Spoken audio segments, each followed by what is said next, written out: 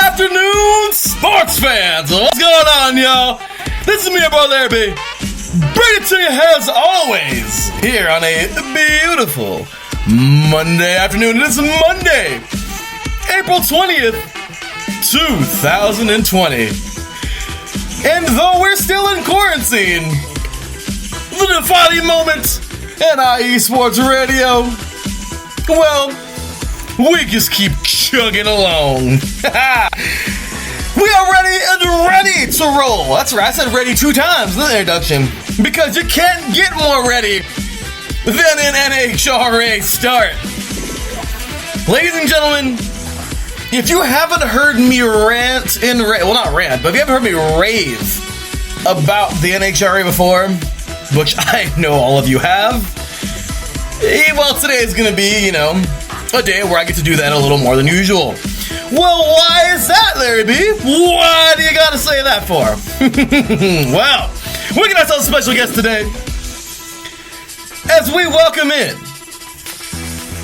somebody who I have not interviewed one NHRA driver in my entire life.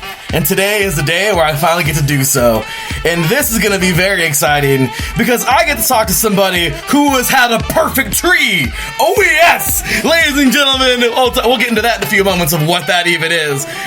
I get to sit down today with the driver of the 7999 NHRA Super Comp dragster, Sarah Moldenhauer of Moldenhauer Racing, as we get to talk all about her start in the NHRA, where she's come, and I think we all know where she's going, to the top, because she is awesome.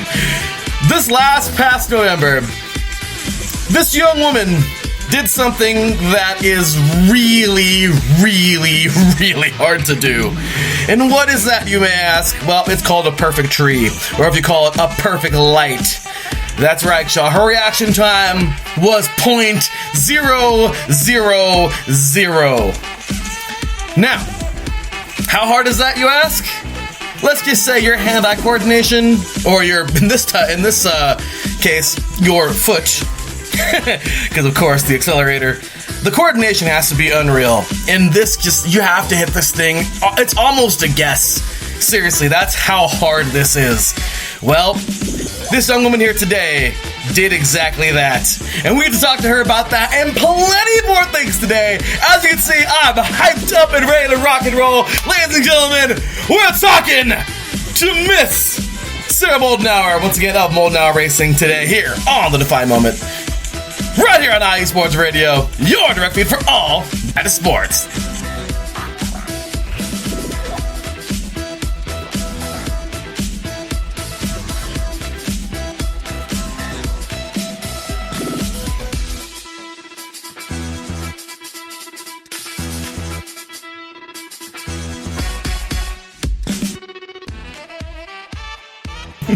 Oh yes! Here we go, y'all! It has been a fun weekend! Because, well, it's been kind of a awkward weekend. Another weekend without sports, and I am slammed in the books, I'll tell you right now. Oh my gosh. It's crunch time for me right now in grad school. Ladies and gentlemen, I am freaking 4 classes away from my master's. I am so happy. I'm so excited. Almost there. But yeah, it's been crunch time all weekend long, and it sucks because the thing that I usually cling to when I need breaks is sports.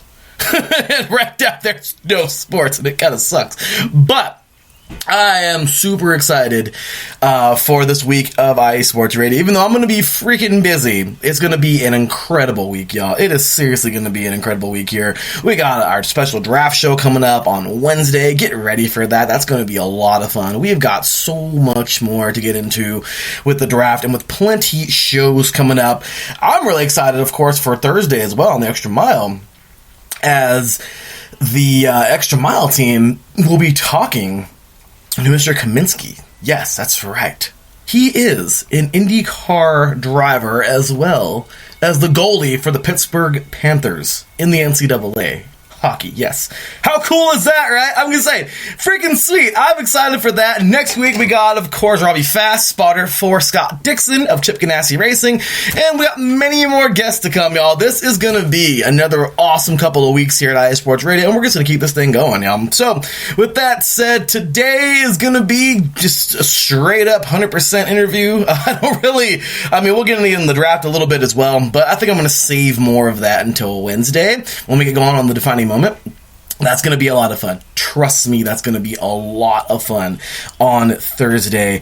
On Wednesday, when we get ready to talk about the draft and break it on down, we are going to have ourselves a very, very, very fun time on that show. But today, not to overlook, though, today is going to be a lot of fun because, like I said, I get to talk to somebody who participates in one of my all-time favorite sports.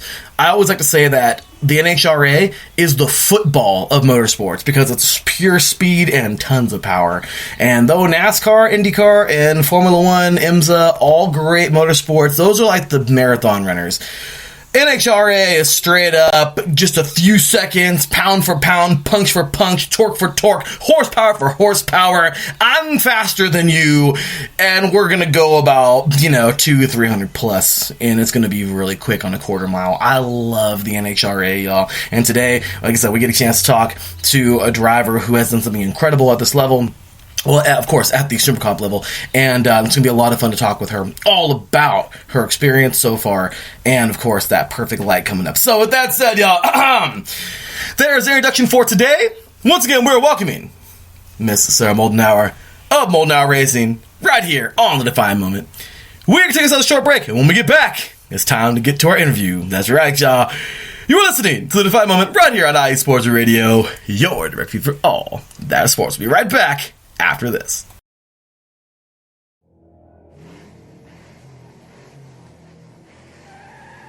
Motorsports takes many forms, and there's one show on IE Sports Radio that's ready to cover it all.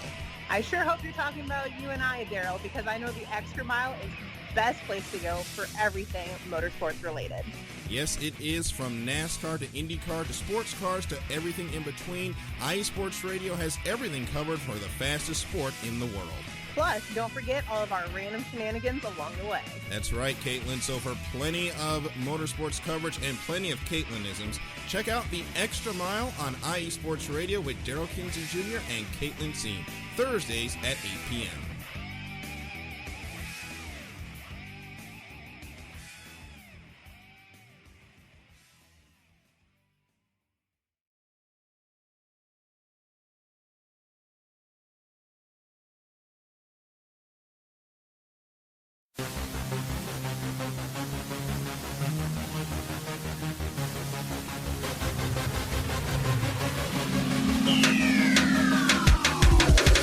What's up, everybody? This is Taryn Rodriguez. Are you a fan of volleyball?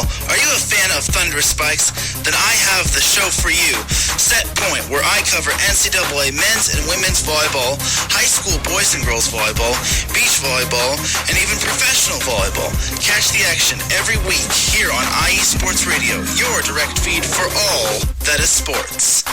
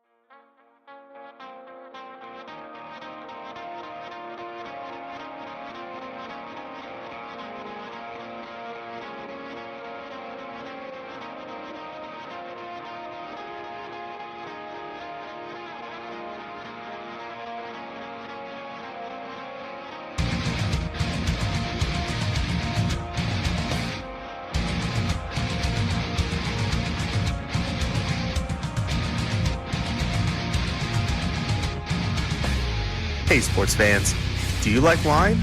Well, we've got the show for you.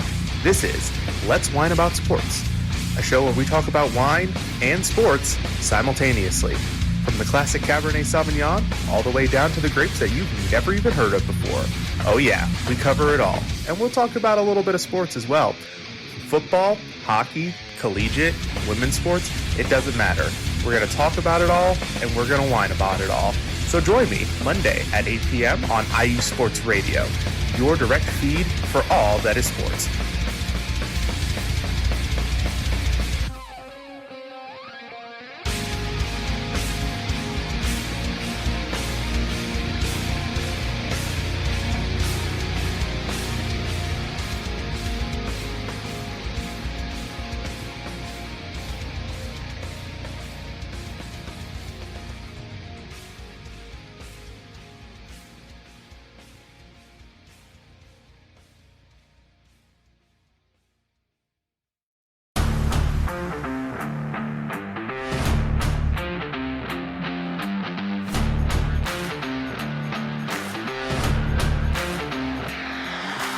What's good, fight fans? It's your boy, Marcus Los Great, here to give you what you want, here to give you what you need. Yeah, man. Yeah. I'm coming to you live, straight from your mama's basement with a crispy white tea. They're coming to you live every Tuesday at 10 p.m. Eastern Standard Time. Powered by IE Sports Radio, your direct feed for all that is sports.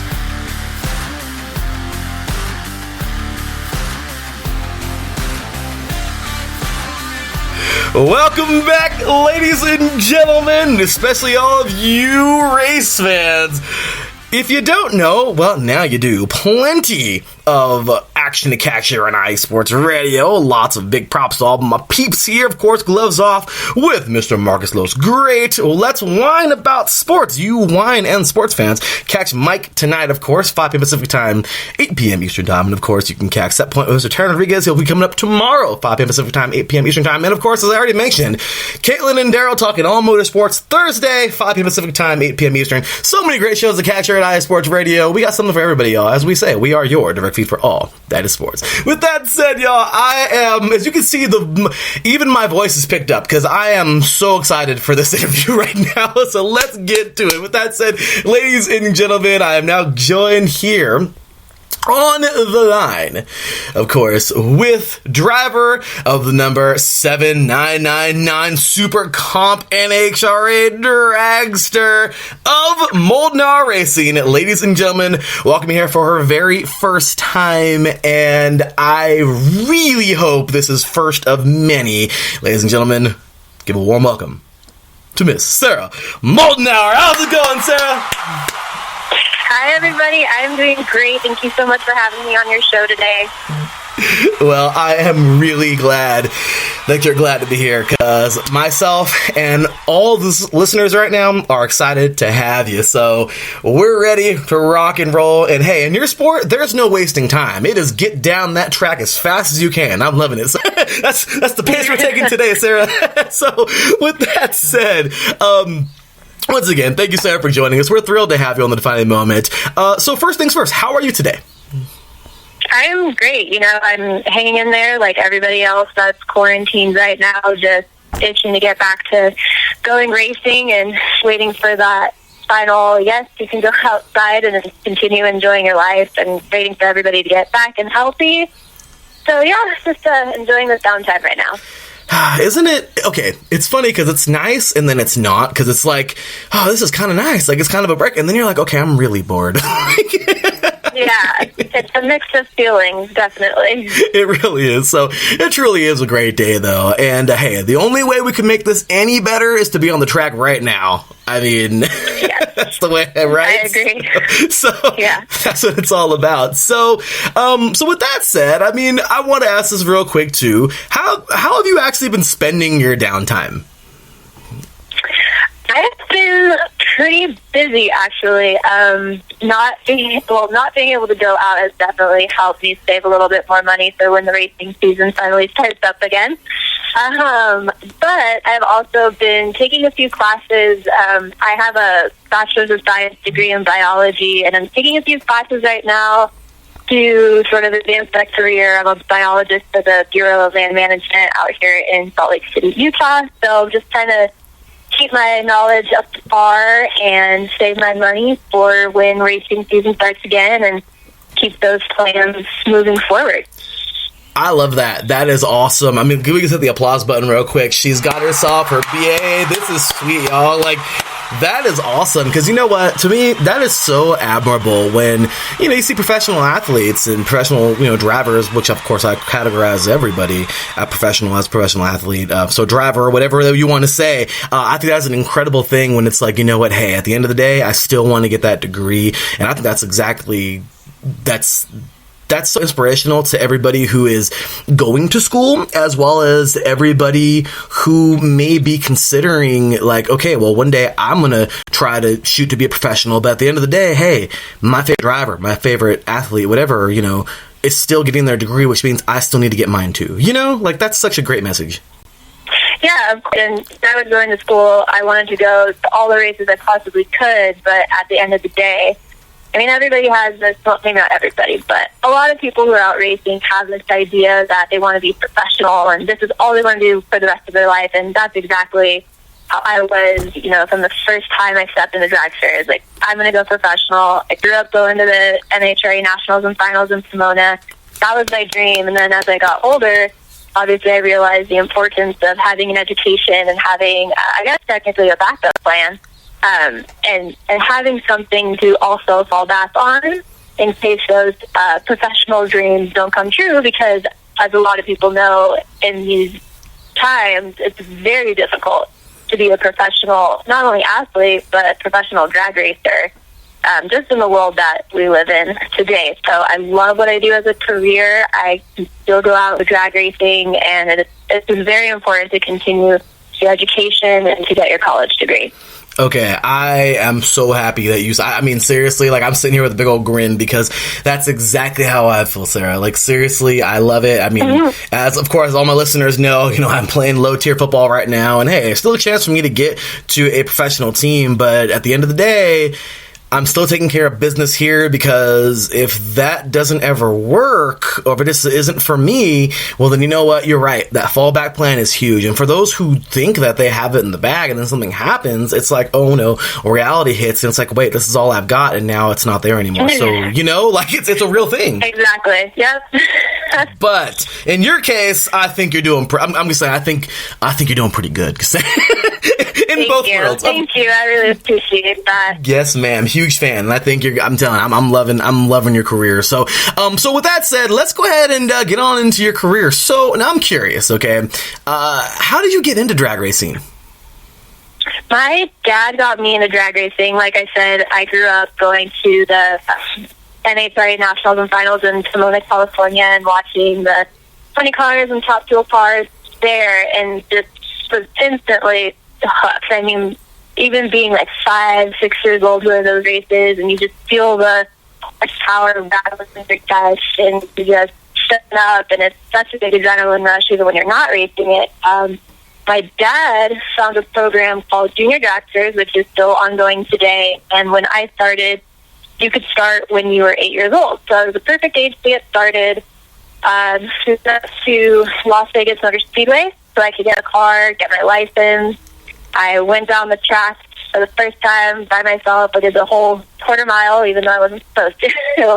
So I did the whole quarter mile, got my license, went out. I won track championship my first year in drag racing. Was just, this is it for me.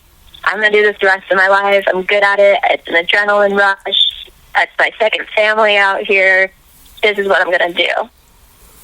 That is awesome. And to me, I guess I love those stories of like, I got into it. It's totally genuine. It's not because someone told me to do it. It's because I went and experienced it, and I wanted that for the rest of my life. Like, those are the best stories. Like, they really are. And right. You mentioned Pomona. I mean, I'm right here in the Inland Empire. I'm not that far away. Like, I love Pomona. I was trying to get there this year. Unfortunately, I couldn't. But I'll tell you what, it's just, I love it. It starts there, it ends there, and it's like, it's a great track. I mean, now I just want to take a little side note and ask you this.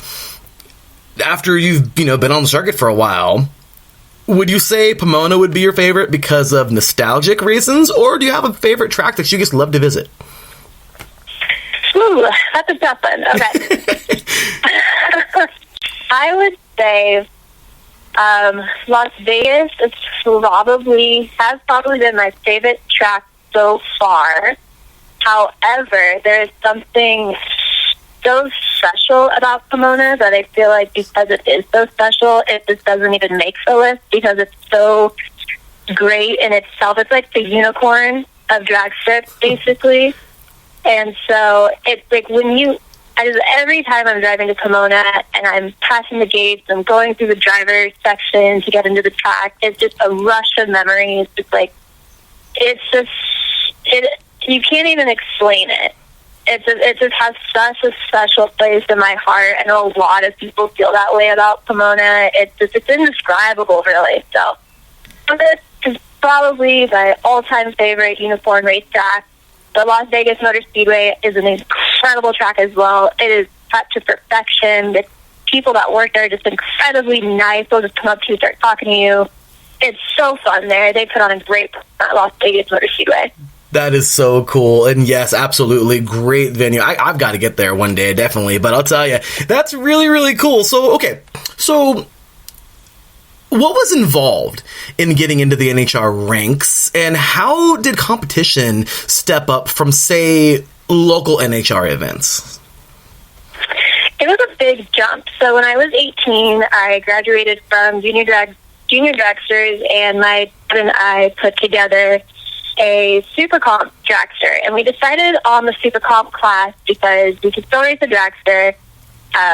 Super Comp dragsters are set up on a throttle stop system, so they're fast, but they're not top dragsters, top alcohol, those kinds of classes. So you could get comfortable with the car, you could get comfortable going fast, but it was still a really big jump. You go from being pretty successful in your junior drag racing career to following the division I followed, is Division 7, NHRA Lucas Oil Racing, and the competition is just insane. I'm telling you, every person out there racing is just on their game 99% of the time, and that's how you have to be. So the first year was a really big learning experience. I was learning how to drive a car, learning what the competition was like, learning all of these new tracks, because that's a big part of it too, is understanding track placement, understanding where you are relative on the track. So the first year was a big learning year. We broke a lot of stuff. We lost a lot. But by the second year, we started to really get it figured out. We started going around, started winning a little bit more, and really growing into the team that we are today.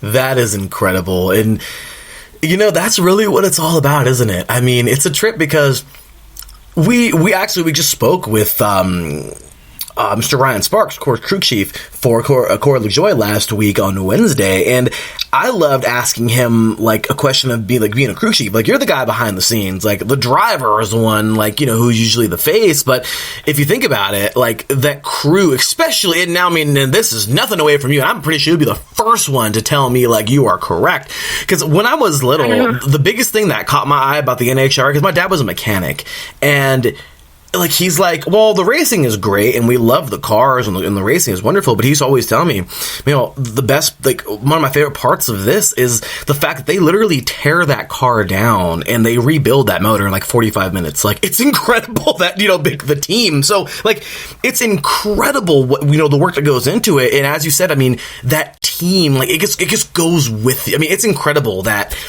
that camaraderie that you have to have, and it's more of a team than people think, right? 100%, and that's something I realized as I got older and started learning more about drag racing. Is it's very fun being the driver, and you do need skill to drive these cars, but the people that work on them and put them together and understand the mechanics of your fuel ratios and the way that your motor's put together and works, it's really them that are the driving force behind the sport and behind these cars and being the innovators of the sport and really pushing it forward. It's incredible what they can do. It really is, and it's so true. Everybody out there listening, first things are, if you're just tuning in, you've already missed half of an incredibly awesome interview. I'm having a great time here, I'll tell you that. But if you're just tuning in, ladies and gentlemen, we are live with the incredible, and I'm going to say incredible because once again, we're getting into the reason why she's so incredible. Okay, now she's even more incredible because she's a student. Okay, I just got to say that. But and biology, which is extremely hard. That's not my forte. You are way smarter than me. But, ladies and gentlemen, we are speaking live, of course, with the driver of the 79999 Super Comp, NHRA Super Comp dragster of Moldenhauer Racing, Miss Sarah Moldenhauer. So, okay, so this is a question I just love to ask. Okay, this is the defining moment. This show. That's what the show is called, The Defining Moment. And which means I have to ask, since stepping up to the NHR ranks, what has been your defining moment? I want to say the moment that really sticks out to me, and I kind of feel bad saying this, but I'm going to anyway, was when I was at a race in Sonoma. We usually have a division race in Sonoma. I was going round, I think this was my it had to be my second year. I was going round, and I was going into third round, and I had this person that I had to race, and I went up to him and asked him what lane he wanted. Do you want to go up now? Whatever, the typical talk before you go up and race, because you get put on a ladder and you get told who you're racing after first round. And, I understand. I'm a woman in drag racing. Men don't like to do that. It's not so bad now, but like when you first start out, you do get a lot of looks. You do get a lot of, oh, she's just out here to have fun. She's not taking it seriously. She's not great. Whatever. So I went up, asked this man what lane he wants or whatever, and he just kind of shook it off like I was not a competitor. He's going to kick my butt. And I ended up having a better reaction time than him, and I ended up beating him on the top end of the track too. So I won that round, and that really was a defining moment for me, because it really told me that I don't let these people get in my head. I can hold my own, and I am a pretty good drag racer, and I can do this and be competitive. So that kind of was a point for me where I was able to look at this and say, okay, I've got this. I understand this. I can do this. That was incredible, because I'll tell you what, that's so true. That's so annoying. It really is. Me, of course, being male, I've always been into sports and drag racing and pretty much every sport out there. And it's, it's really kind of messed up when it is messed up when you see like guys who are trying to be little women. And it's like, as I mentioned right before we got on air, of course, I'm a big fan of the Force family, and it's like, yeah. So just so you guys know, women win championships too, and one of my favorite moments of the last couple of years was seeing Brittany Force win. That was incredible, winning Top Fuel, and oh yeah, that was huge. I mean, and it's crazy because we all know John, okay? Everybody knows John. Right. John's interviews are about.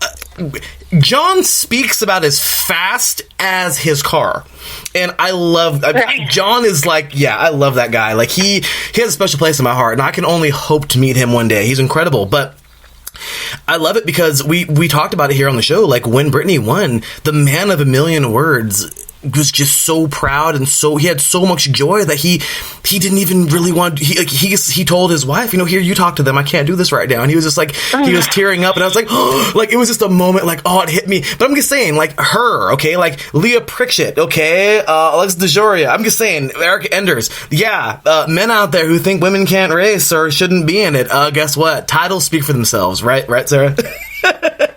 Yeah, of course. And I mean, especially, you got to give props to Erica Enders, who just finished, or who just got her third championship in pro stock. And she started in junior dragsters, and she's worked her butt off to get where she is. And she's come out to a couple NHRA divisional races, and she's just so humble. She's so nice, easy to talk to, and she's an amazing race car driver. Not a female race car driver, but she's an amazing race car driver. She really is, and that's awesome that, like, it seems like she's so down to earth. Of course, like I said, you've met with and talked to her many times, I'm sure, but it's awesome because it goes with that. Everything you just said right now solidifies everything I ever thought about her, because it's true. It's so cool, like, when you can say that, because I can't stand it when it's like, man, you look up to somebody or you love what they do, and then you hear about them and they're not the nicest person. Like, it's like, oh, that sucks. Yeah. It's unfortunate. But with her, you can see it a million miles away. Like, you really can, and that's so cool to hear that. But okay, so here it comes. Hope you're ready. Getting a perfect light is crazy. Absolutely crazy. How hard is it to achieve, and how much training do you keep that reaction time low? It is insanely difficult to get a perfect light. I feel like most of the time it just happens by luck. I've gotten a perfect light before, but not during elimination. So this was my first perfect light during eliminations. I was racing at night. I was racing somebody who was top 10 in the nation. It was my last race of the entire year, and I really wanted to win. I really wanted to go round, and having a perfect light was not on my mind. I wanted a good light, and so I just kept telling myself, okay, get a good light, and then race the top end, you'll be fine. But I think what got me to that point of being able to get a great reaction time, but also get a perfect light, was really training my brain how to focus. I have a little practice tree that I take with me when I go racing, and I practice every single day. I make a hit on the track, I come back, practice my light. Go back, make a pass, come back, practice my light. And before I got this perfect light, I had read an article about professional athletes and how they prep for their games. And the emphasis was on music, and how music really helps professional athletes to get zoned in. And so I kind of started doing that as well. So as I'm practicing my light, I have headphones in, I have my music blasting in my ear, because when you're on the track, it's loud. You have all of these distractions around you, and you just have to be able to clear everything out of your mind and just focus on the street.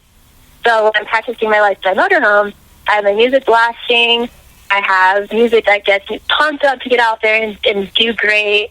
And as I'm practicing my street, I'm just trying to get all of that out of my mind. So that way, when I'm up at the light, I'm already prepped, I feel good, I'm pumped up, the adrenaline's going, but I have it under control. And I really, really think that that's how I was able to get that perfect light and beat somebody who's top 10 in the nation. That is awesome. Where's that applause button? I'm sorry, you give me the applause button. It's happening. That is so cool. Oh yeah, I'll tell you what, this is incredible. Like, that's what I'm talking about. Getting in the zone, getting in the mode. As a football player, I know what that's like. The locker room, the storm before the calm before the storm, and then when you're in the storm, it's like you have to focus so much. Oh my gosh, that's what I'm telling you. I love doing the show because I get to speak with all of you professionals, and it's like this is we share so much. So that is incredible.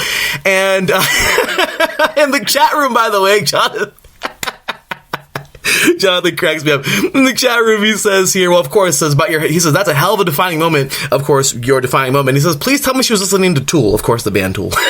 Him and I are big fans of tools. but really quick, I want to go ahead and ask a question from the chat room. You kind of already, you answered half of this well, actually, you know what? I'm sorry. I thought it was how you got into it. So our very own Taryn Rodriguez, he is host of our volleyball show here at IE Sports Radio and our head of our PR department. He wants to ask you, he says, question for Sarah. Who got you into racing? That's you pretty much, you've already answered that. But he wants to know who your influences were regarding racing. Erica Enders, again, was a huge influence in my life. But I also really looked up to Alexis DeJoya. I mean, I don't know if you've ever done any history on her, but she's had one heck of a life. And she's just an incredible driver. She's a badass. I don't know if I'm allowed to cuss on this show, but she is just one bad woman, and I admire her to this day. But they're both women that I've always looked up to. But really, any of the professionals that are still racing that have been around since I was a kid, you know, their interviews during racing, their enthusiasm, like, that's what makes the sport so fun. It's seeing these people out there having fun. Like, you don't see all the craziness that goes on behind the scenes. You just see what these drivers have to say, and the fact that these drivers have been able to put such an illuminating light on the sport is what really, I think, drove me to want to keep doing it, because this is just so fun. It's such a fun sport to be a part of. It seems like a fun sport to be a part of. I mean, you see it. You can see it. I love even like every post-race interview, just so much. You can tell all of you are having such a great time. And once again, it's something else that you have totally clarified for me today. Verified for me today. And I am so happy to hear this. So, with the big thing here is we already talked about your favorite track, because I just had to throw that in earlier. I had to. You said Pomona, and I'm like, I gotta ask it. I have to. But some people may think that all drag strips are the same, and when it comes to like different types of racing, you know, yeah, even with oval racing and stock cars, I mean, even though some of them are alike, they can be completely different. So, you know, drag strips, everyone thinks, you know, for non, fans of the NHRA, which I hope we're getting a lot today that are becoming fans, not all two drag strips are the same. So, is there a really unique one that, you've already said your favorite, but is there like a unique one that just like, whoa, that was something different? One that stands out to you? Probably, this is another tough one. So there's just so many. I feel like each track is very unique in itself. Probably the drag strip in Chandler, Arizona. I want to say it's Firebird. That track is it's the first track I raced where I went into the final round, so that kind of holds a special place in my heart. And I ended up racing one of my really great friends, so that was great. But that track, you do learn how to drive it, because there are some cracks, or there's a bump in the left lane that you have to watch. And so we only get to go to that track once a year. And when you get there, you're going down the track, and your front tire goes up in the air, and you're like, oh, there's that bump. Okay, I forgot about that. Or you get out of the groove a little bit, and there's a little crack on the drag strip that your front tire can get lost in, and you feel the car kind of start to get away from you, and you're like, oh crap, okay, I need to bring that back in. Forgot about that crack. So Arizona is a super fun track to race at. It does have a bump or a crack in there. But again, it comes down to the skill of the driver. Well, unfortunately, had a little bit of a disconnection there. It's okay, we'll get Sarah right on back. But as you can hear, that was something, with, of course, the teeniest little things. Okay, so let's get Sarah back here. Sarah, sorry about that. I guess there was a disconnection there. No, you're totally fine. No problem at all. Anyways, I was just saying that, you learn to drive around the little bumps and cracks that some of these track tips have, but each track is different. And in Arizona, you're kind of always reminded that, oh, there's that bump, or oh, there's that track, and then you kind of race around it the rest of the weekend. That's incredible, because, I mean, just as I started to say, talk to the listeners right now, seriously, that's incredible, because to think, the teenies, I mean, we're talking about the fastest sport in the world, okay? I don't care. Salt racing, I don't care. Get out of here. I'm just saying, don't get me wrong, I like that too. That's awesome. But I'm just saying, the NHRA is I love to refer to it as the football of motorsports, because it's fast and tons of torque and power, and that's really what it is, in my opinion. But it's crazy, because you think of the teeniest little minor things, the littlest things that can make the biggest difference. So that is incredible. Little cracks. Oh, this has been awesome, because that's something that I guess would think of a little bit, but at the same exact time, you don't know until you do it. You've done it a million times. So that's awesome to hear, about the little teeny details that can make all the difference there. So okay, so do you think we'll get back to the track soon? That's kind of an annoying question, but it's so true. Any plans for this year? I do have plans for this year. We stepped back from racing the NHRA Lucas Oil Divisional Series. We might go to their race in Vegas, which is typically at the end of October, early November, right before Pomona. Because, again, Las Vegas is my favorite track. So we might make it out to that last race, but we will definitely be trying to attend if the government allows us to open these tracks. We're going to attend the K&N 890 series races. It's more of a local race that happens at Fontana in Fontana, California. The guys from K&N and Tom Bayer from Tom Bayer's Racing School put on this K&N 890 series in Fontana, where it's mostly Super Comp cars, because Super Comp dragsters race 8.9 seconds to the quarter mile. That's just how the class is set up. So it's specifically tailored to Super Comp sportsman racers that want to go 8.9 seconds. They put on an incredible program. They're so friendly to the racers, and it's nice because it's a smaller race, so they really put the racers first. We have track nights, but it's raffles and just get together. So if it permits, then our first race should be either next month in May, and if not, there's another race in June, July, and I believe the last race of the series would be in September. Okay. You've literally made me so happy right now. Because I mean, that's my track. I'm there. I love the Auto Club Speedway. I love all the NASCAR races there. I was just there in March. Thank God I got to go to a race here before the quarantine happened.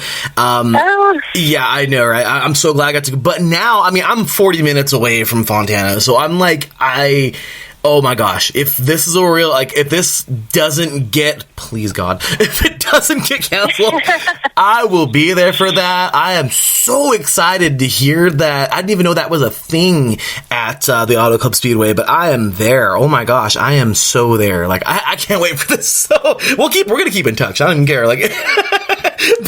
No, it definitely should. And if you want more information on the race, you can go to the Auto Club website, go to their drag strip, and the whole schedule for the year should be out. It probably needs some modification now given the COVID-19, but their schedule for the race is on their website, and then just look for the Class K and N 890 series, and it'll show what weekends we're going to be out there racing, and it is such a fun time.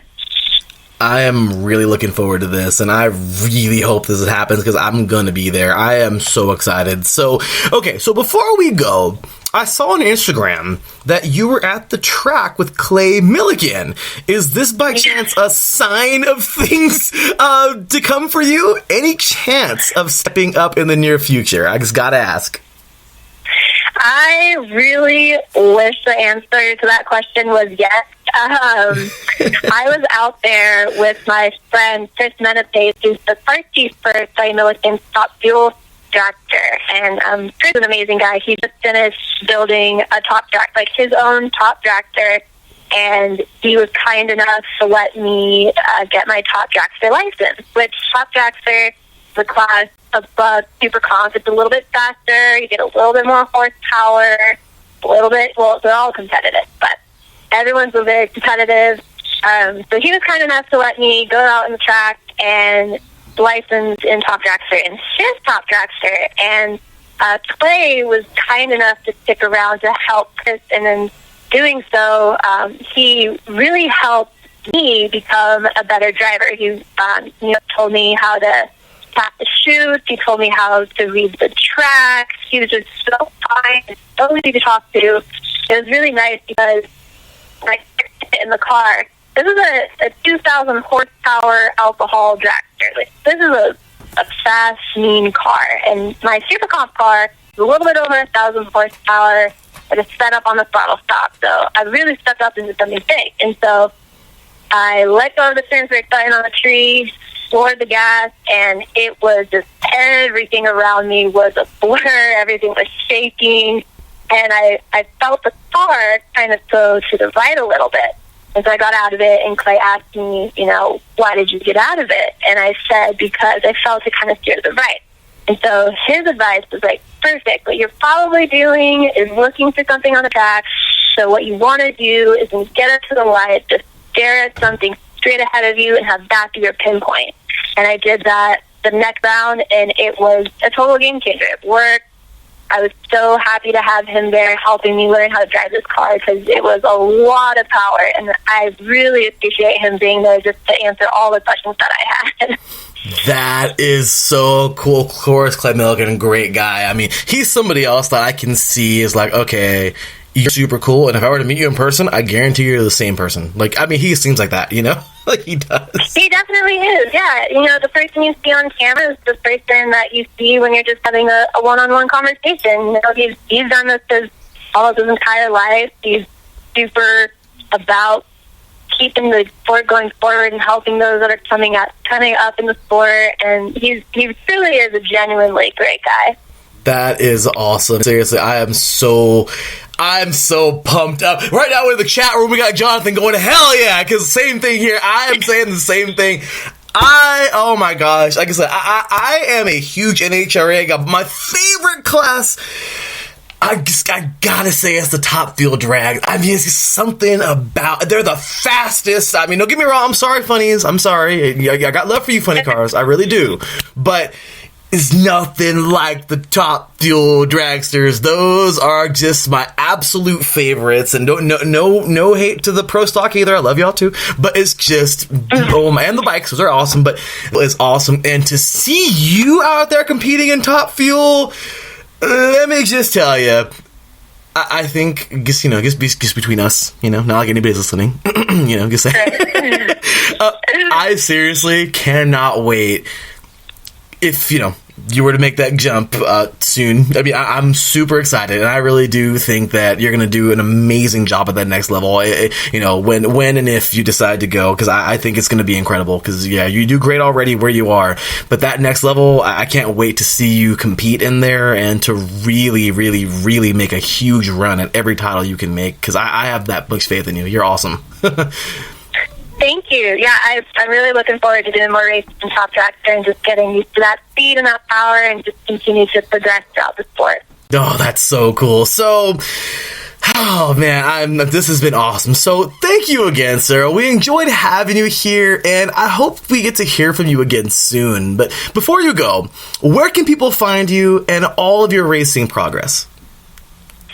So my Instagram handle is @_Sarah for the win. I post videos, any racing information on my Instagram. You can also follow my Facebook page, Moldenhauer Racing. I also updates on the KNN 890 series on there, any tracks that we're going to race in the NHRA Lucas Oil Divisional Series, as well as the national events. I'll post on Moldenhauer Racing. I usually do any events that we're going to. I put together videos of our weekend, which are pretty fun to make, and I really enjoy putting them on my racing page. So you can find information about me and my racing team at Moldenhauer Racing on Facebook and on Instagram @_Sarah for the win. That is awesome. Please, everybody, make sure to go follow her, show her some love. I'm telling y'all, this is like talking to a college athlete before they go to the NFL. Watch, and when she goes, I'm just saying, y'all, it's just one of those things, and trust me, and I get to be super excited to say that I got to speak with you on this show, because one day it's going to be super cool seeing you do all the things that you're doing, and it's great what you've done so far. Taryn in the chat room says, women can do anything they want. Nobody can do anything to prevent them from doing what they want. Women are awesome. And he says, continue to inspire all the young racers out there, Sarah, especially the female racers. Thank you. Thank you for having me on this show. I always love talking about drag racing, and this was such a great time spent with you guys. I really appreciate it. Well, I have definitely appreciated you being on today's show. All of us have, and we can certainly say that it has been as much of a joy for us to have you, and thank you so much for making the time today. We certainly hope to have you back very soon, and when racing gets going and all that, I know it's going to get hectic, but whenever you can make time for us, I would definitely love to have you back on the show to talk some more racing, and this has just been a lot of fun. So with that said, real quick, y'all, we're going to take ourselves a quick break, and when we get back, we're talking a little bit about the draft and all that good stuff coming on up here just momentarily, because not a lot to get into, but that's the deal. So with that said, y'all, hang tight once again. That was the lovely Miss Sarah Moldenhauer. Once again, big applause. And, well, once again, on the other side of this break, I'll be back to talk about some NFL draft. You're listening to The Defining Moment right here on IE Sports Radio, your direct feed for all that sports.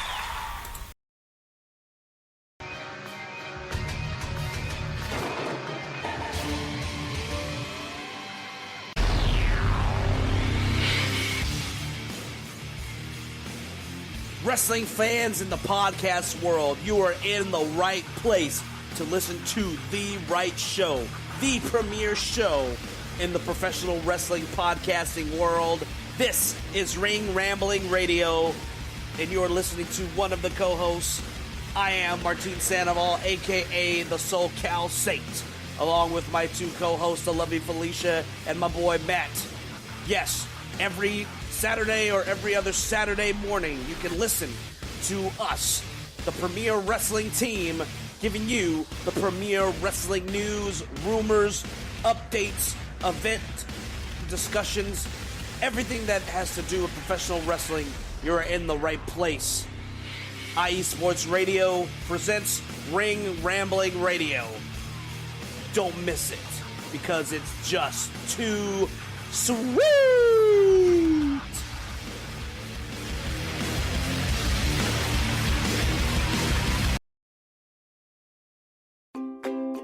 Were you listening to a great game on USRN, but then the Wi-Fi crashed in the final seconds? Or do you simply want to listen to the best calls we here at USRN have to offer? Well, then you need to go check out our Audio Boom page. It holds a collection of our best calls that you don't want to miss. How do I get there, you ask? You can download the Audio Boom app and look up Ultimate Sports Radio, or simply go to audiobook.com/Ultimate Sports Radio.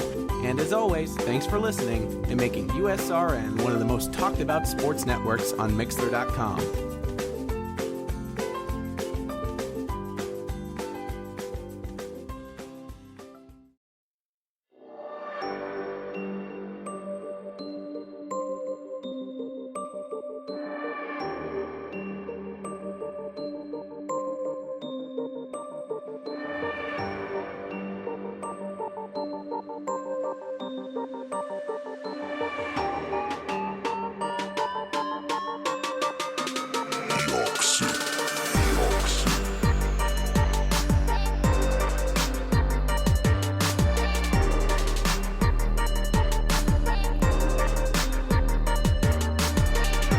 From the home plate to the nets, the end zone to the finish line, here nothing is off limits and no sport is safe. Not what it seems, with your host Caitlin Seam, bringing you sports like you've never heard before. Catch me Thursdays at 5 p.m. Eastern, 2 p.m. Pacific, right here on IE Sports Radio. The only question is, are you ready?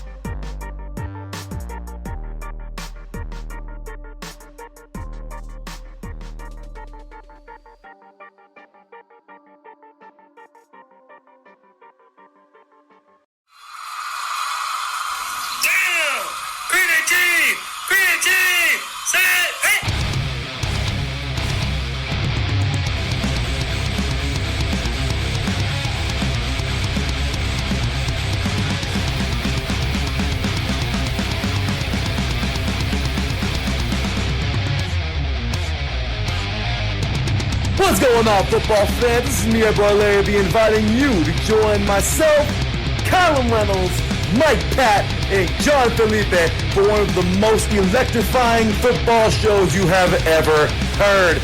3 and Out, right here at IE Sports Radio.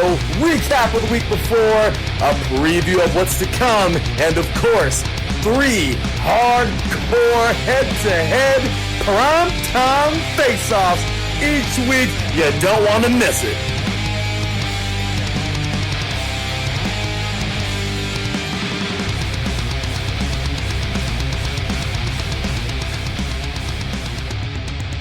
Welcome back, sports fans. All right, with that said, once again, can we give a hand clap? Can we show some love to the driver of the number 7999 Super Comp NHRA dragster driver, Miss Sarah Moldenhauer of Moldenhauer Racing? Can we show her some love? Because that was incredible. That woman can drive. And you know something? She's going to drive her way into that top fuel category. I think it's only a matter of time, y'all. She's done so good. She's an incredible driver, and you can't keep somebody that's that good in the minors. I mean, we wouldn't call it the minors. I'm just saying baseball reference, okay? You can't keep somebody, that's out of the big majors for very long when they're just that good. When you get a perfect light, I'm just saying, y'all, it's awesome. And she has done an incredible job in her career. She is absolutely incredible, and I'm so happy that we were able to have her on today's show. So, real quick before we're out here for today, because it's not a very long show, it's just, a little teeny bit about the draft. Ladies and gentlemen, this draft is gonna be interesting. It's the first time we have ever had a draft that's virtual. It's not normal. It is not normal. It is weird. But you know something? If you want to go ahead and read my blog on the IE Sports Radio blog, I just put it out a couple days ago. At the end of the day, y'all, you don't necessarily need, and I'm not trying to say this in a bad way, but look, we don't quote-unquote need the commissioner, to call your name. You don't need to walk up on the stage and shake his hand. You don't need to have that whole experience. Fans don't necessarily need to be there when the draft is happening. The war room doesn't even, quote-unquote, need to be there, all together. Some maybe just a few together, but I mean, Zoom and phone and all that, it's doable, y'all.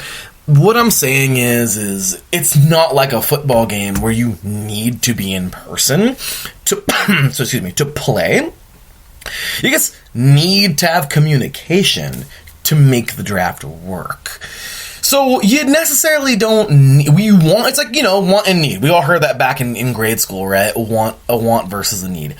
What do we want? What do we need? Well, we would want, because the draft is a tradition. And what do humans love? We love traditions, don't we? A lot of us do. Some don't, some do.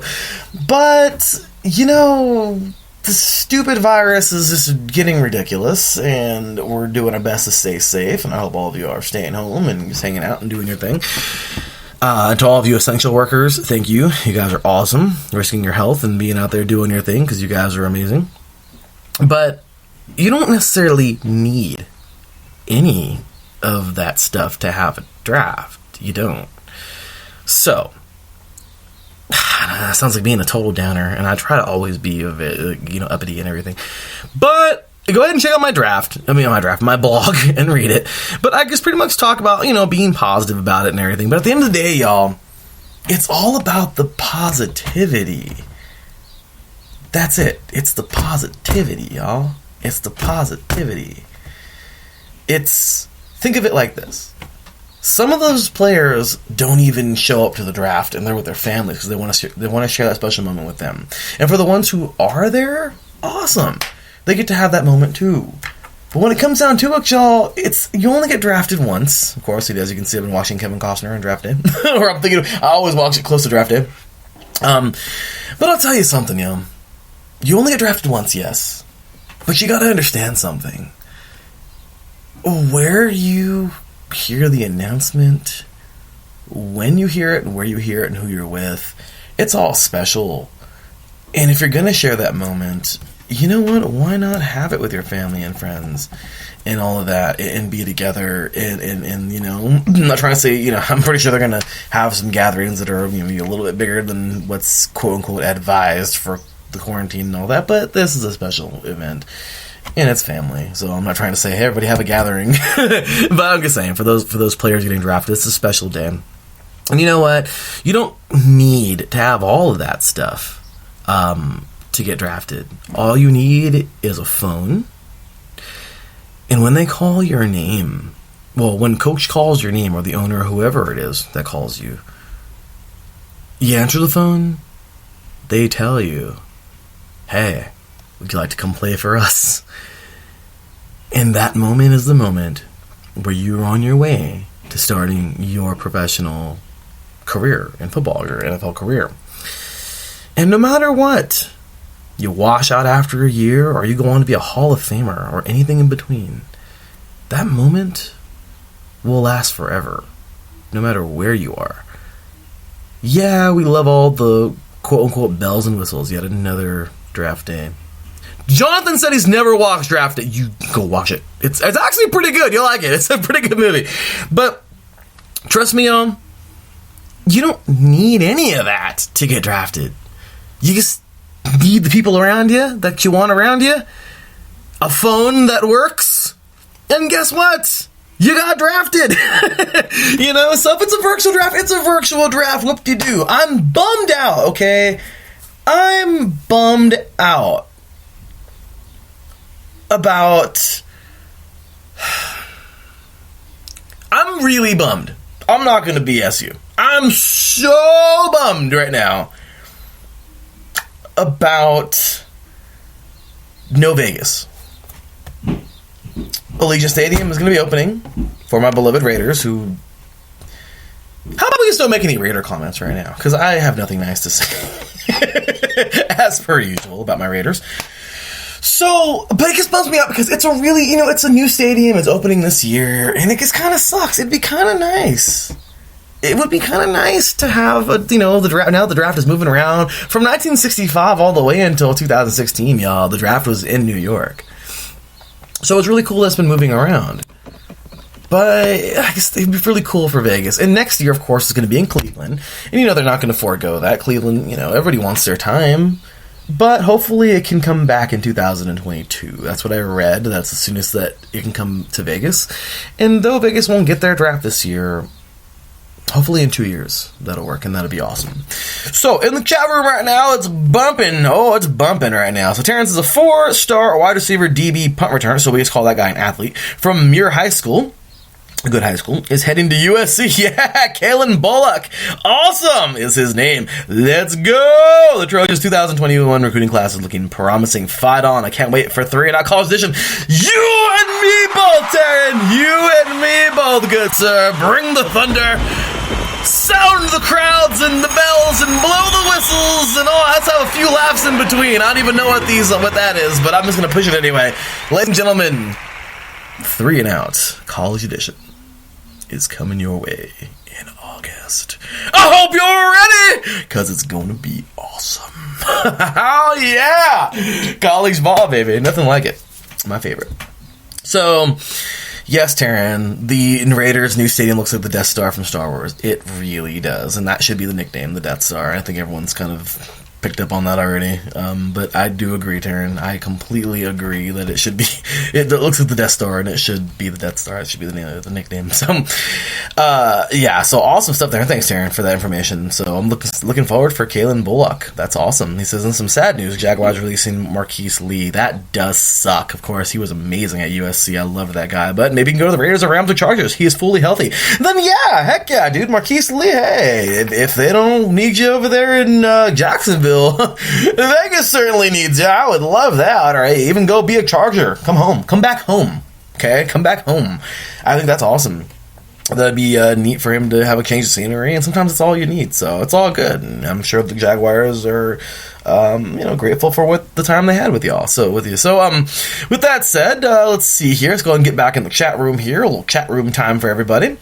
Terrence says here, one thing I'm going to miss this year, the draft, is the... You guys. Oh my gosh, you guys! Alright, Taryn says, one thing I'm going to miss about this year's draft, certainly fans booing Roger Goodell and being confused on unknown players that their team drafted. You're gonna love that, right? The Atlanta Falcons have selected with the whatever overall pick. The Atlanta Falcons select...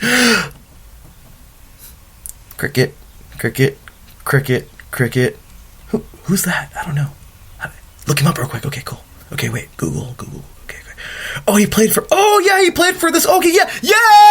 Like, you know, or the authentic feelings. Those are the in communications, actually, if you think about it, in communications theory, yes, I'm being a nerd right now, looking at my notes. This is the truth right here. This is kind of funny in a weird way, but in communications, we would call this is kind of messed up. But it's actually pretty true. In the communications theory, we would call this the socio-psychological tradition, and basically it's cause and effect. So, for instance, like when somebody walks into a room and everybody's whispering, that person immediately starts whispering because they're whispering, and then someone has that awkward, like, why are we whispering? And then you start talking regular. But it's because you do it.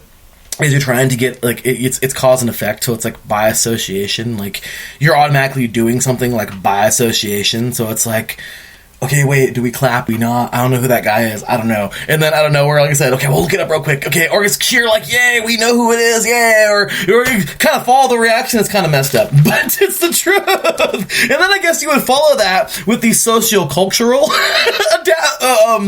sociocultural tradition in communications, which basically means you're adapting. So how you adapt to one's culture, and it's kind of like an adaptation. So how you would adapt, like, sports, like, for instance, you can have like a sports fan culture, like, based like, okay, great, we took that guy, okay, well we can't undo it, okay, yeah, well, let's just be happy, yay, yeah, we kind of needed that position, I think, well, actually we really didn't, but yay. Or you're gonna adapt in a negative way where it's like, yeah, that's really annoying, like, why did we do that, like, yeah. And I guess you would call that realization, which is, of course, the critical tradition, because when you realize something, and I'm literally giving you guys a freaking college lecture, wow. But it kind of ties into it, because this is communications. The realization measure, of course, this is the critical tradition. You can kind of start to realize something that doesn't necessarily work, and you're like, what the hell's going on? Like, why did we take that player? Our GM is an idiot. Like, wow, we had so many other players on the board, and you picked that dude? We don't even need a freaking receiver. We need a defensive end. What the hell are you going to do, put him at defensive end? Wow, you're really stupid. Oh my gosh, Twitter, our GM's an idiot. Like, I mean, hashtag stupid. Like, I mean, you know what I mean? Like, whatever. I'm just saying, these are kind of funny. But these are communication theories that I know. Sorry. Anyway, yeah, those are a few of the traditions and communications. I'm writing a paper on that, as a matter of fact, right now. So, yeah. Anyway, so you guys learned a little something there in communications, I guess.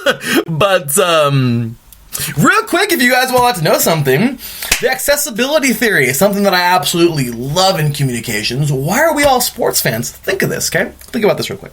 Why are we all sports fans? Well, it's...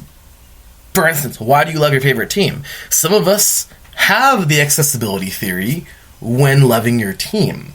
For instance, why do I love the Raiders? Well, my father was a Raiders fan, so I inherited the team.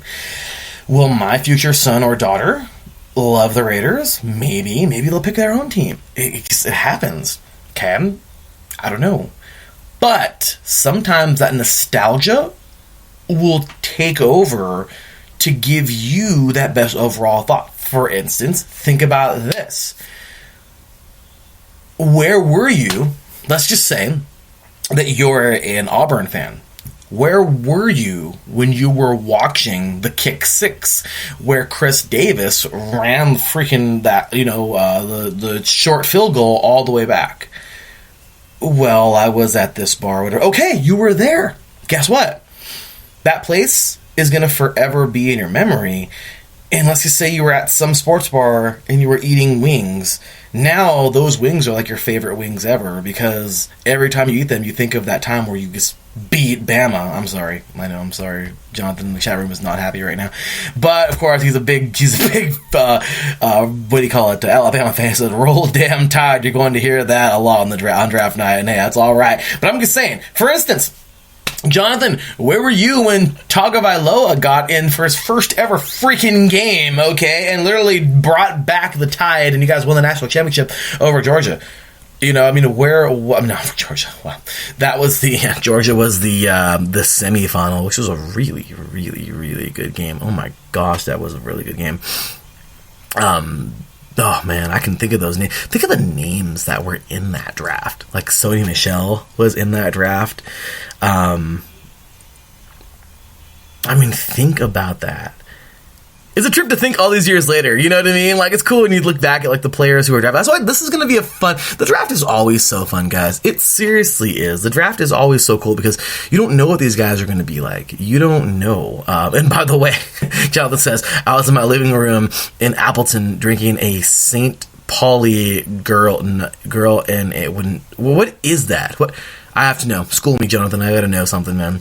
And these guys are just having a good old time in the chat room, and I'm going to read these because these are actually pretty gosh damn funny. So Jonathan says here, the Cleveland Browns select running back Guy Random. Yeah, Random. ESPN draft people.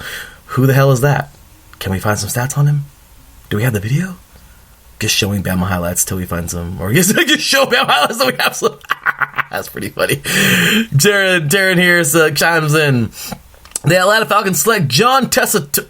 Really?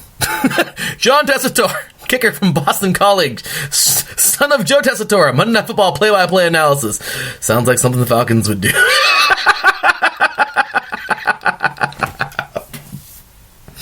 That is awesome. Yeah, I know. Yeah. It's like a Raiders kind of pick, you know what I mean? Like, we're going to pick this guy. Why? Well, because his combine numbers were really good, and though he didn't play that well, he ran really fast, and, yeah. That's a Raider pick. It is what it is. Let's see here. Taryn says, why are we sports fans? Wait, why are we sports fans? Because we need an escape from reality, yes. But without sports, we are now relegated to improvising with other televised events, yes. News and even video games like Madden. Yeah, sucks. I love Madden, but I'm just getting really bored of it. The non-alcoholic beer. I haven't had a real alcohol in 17 years. Good man! It says St. Pauli Girl is the best German beer you'll find. Better than Heineken. Yeah, I said it. Wow, yeah, I said what I said. I gotta try that now. I gotta get some of that. Sounds good, man. Sounds yummy.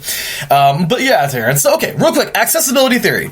So, let's just say you had a really good time with some friends in college at a pizza place, and it was like one of the best nights of your life. And like 5 years later, you're with your girlfriend, your wife, or like, whatever. You're just hanging out with your friends or whatever. Like, and out of nowhere, somebody asks, like, hey, you know a place where we can get some really good pizza? You know what? I do.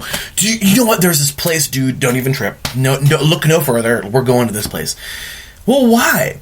Why did you want to go there? Because it's crazy. That place is forever embedded. Or you grew up liking a certain type of soda, or you grew up liking a certain type of restaurant, or you grew up liking a certain restaurant or a certain type of food. It's nostalgic. It's something that brings you home. And I know it sounds crazy, guys, but really think to yourselves and think of something that you do that you like because of something tied to it. For instance, my grandfather drove diesels for 44 years. He's awesome. He deserves the applause button, man. He made quite the living. That's a lot of hard work, man, unloading all those cases. And he seriously, 90,000 tons of freight a day. And he used to unload it by himself before they had anybody in the warehouse to help him do it. And then he would drive back to the plant, who knows how many hours. Could have been way upstate, 6 hours there, 6 hours back. I mean, it was just crazy. Or multiple trips in one day, locally. I mean, just a lot. So, but yeah, big shout out to him, Bonus Ramos. But I'll tell you right now, I grew up drinking Swiss Miss hot chocolate because when they would have extra, the plant would have extra and everything, they would, of course, give their drivers, like, that's really cool. They would do that. And, well, he would take it home, and we would get to enjoy Swiss Miss hot chocolate. And until this day, y'all, I will argue to the end that Swiss Miss hot chocolate is the greatest hot chocolate ever. Why? Because I have a nostalgic tie to it. I love it. It's delicious. So, it's crazy because we have some kind of tie. So, some of us are sports fans because of that. Like, sports fans, like, of our teams or favorite sports. Because, well, maybe, one of the people in our lives loved that sport or loved that team, or you know what I mean? So it's like we grew up with that, or we played that sport for so long. It's a sport that we absolutely love, but we started it because, well, I remember my dad always wanted to play the sport, so even the same thing with football. He always wanted to play football, and well, there you go. So I'm just saying, that's really kind of neat. What did you say, Jonathan? Monster now has a Swiss Miss drink? Are you serious? Okay, that sounds amazing. I've got to try that. I haven't had a Monster in years. And thank you, Jonathan. Who doesn't love Swiss Miss? I want to know. I want some now, damn it. Thank you. Yes. Because I want to know something. Swiss Miss hot chocolate is the freaking bomb diggity, y'all. Like, it is good chocolate. And yes, I have to investigate. Well, not investigate. I just gotta go to the store and see this Swiss Miss from Monster, because I'll drink it. I don't care. Like, I'm not an energy drink guy. I try to stay away from it. I'm strictly water usually and protein, but I'll tell you what, I don't give a crap. I will buy it because of Swiss Miss. See what I mean? Do you see what I mean? Monster is gonna make what, $5-6 off of me because I love Swiss Miss. Do you see what I mean, guys? Accessibility theory. Look it up. I know it sounds crazy, but anyway, that's enough of me teaching for freaking today. That was kind of funny, but getting back to my my point on the draft, ladies and gentlemen, seriously, I just gotta tell you right now, this is huge. This is huge. It's the first ever virtual draft. And once again, we don't need all the fancy schmancy stuff. We don't need that. All we need is the dream to live. And how do you make the dream live? A team selects a player, and that player's life is changed forever. And as long as we still have that, well then guess what? It's still the NFL draft, and that is still the dream.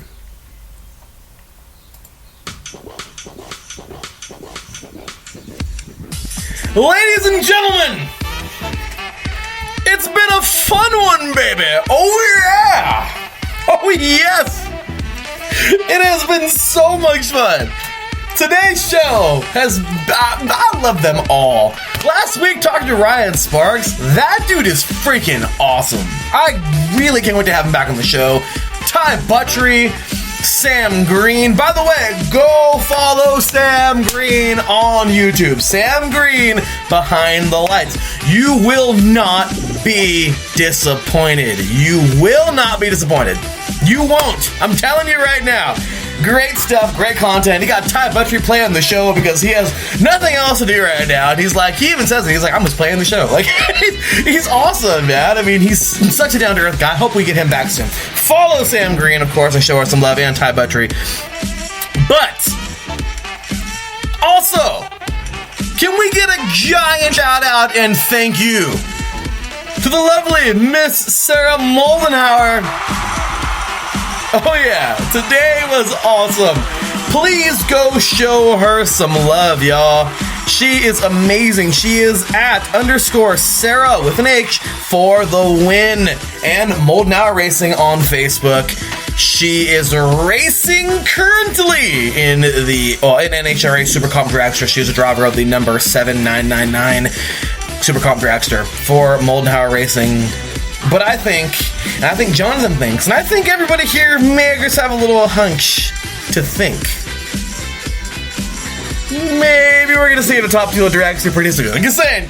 And big ups to, of course, Jonathan for mentioning last week. Frank Gears, man. That guy was so freaking cool to have on the show last week. If you don't like cornhole, or never even seen cornhole, or don't know anything about it, go on over to the show reel, go on to iSportsRadio.com, Get on over to iesportsradio.com, go to podcasts, scroll down, see the Frank Gears interview, and you're going to love what you hear.